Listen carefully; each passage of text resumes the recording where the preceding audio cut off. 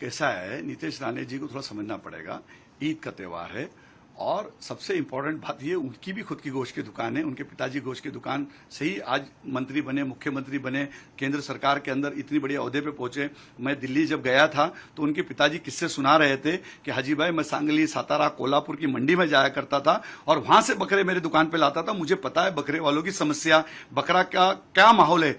उनकी खुद की होटल है चेंबूर में, जो उनकी माता जी के नाम पे होटल है, वहां पे बहुत अच्छा क्रैब मिलता है, अच्छी मच्छी मिलती है, मटन मसाला तो जोरदार मिलता है। तो नीतीश राणे जी, आपको समझना पड़ेगा। आप आपकी दुकान की तरफ, मटन की दुकान की तरफ देखिए, आपकी होटल की तरफ देखिए। आप कहते हैं कि कागज के ऊपर, वो बचपन में मेरे ख्याल से ज्यादा नाव चलाते थे, क्राफ्ट का उनका बहुत अच्छा होगा शौक, इसलिए वो कागज उनसे से बहुत लगाव है।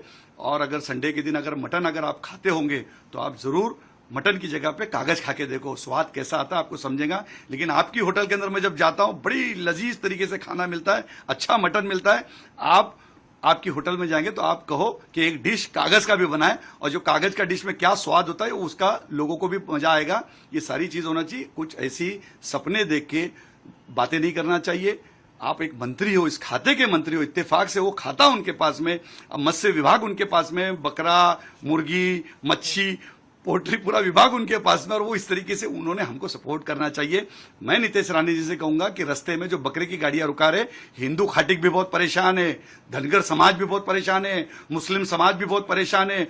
मुस्लिम कुरैशी पूछता है नीतीश राणे जी से, हिंदू खाटिक पूछता है कि हमारे लिए कौन खड़ा होगा। आज अगर हमारा ही खाते का मंत्री इस तरीके की बातें करेगा, एक साल में एक बार कमाने का उस खाटिक समाज को मौका मिलता है और उसके ऊपर भी आप पानी डालने का काम कर रहे हैं, तो ये आपको सोचना पड़ेगा। आप साल भर अपनी होटल में अच्छी तरीके से कमाते हो, आपकी दुकान के ऊपर चेंबूर में बहुत अच्छी तरीके से आप धंधा करते हो, तो हमारे भी धंधे की तरफ देखिए, हमारे भी पेट की तरफ, कि हमारे बाल बच्चों का भी भला होना चाहिए। कि बकरा पालने वाला जो होता है वो हिंदू होता है, बकरा हकालने वाला होता है हिंदू होता है, और बकरा बेचने वाला जो होता है, दलाल जो होता है, व्यापारी होता है, वो मुसलमान होता है, और बकरी में बकरा खरीदने वाला मुसलमान होता है। तो 3 सेक्टर हिंदुओं के और 2 सेक्टर मुसलमानों के, ये भी आपको सोचना पड़ेगा। हमारी रोजी रोटी के ऊपर आप ऐसा ना करें।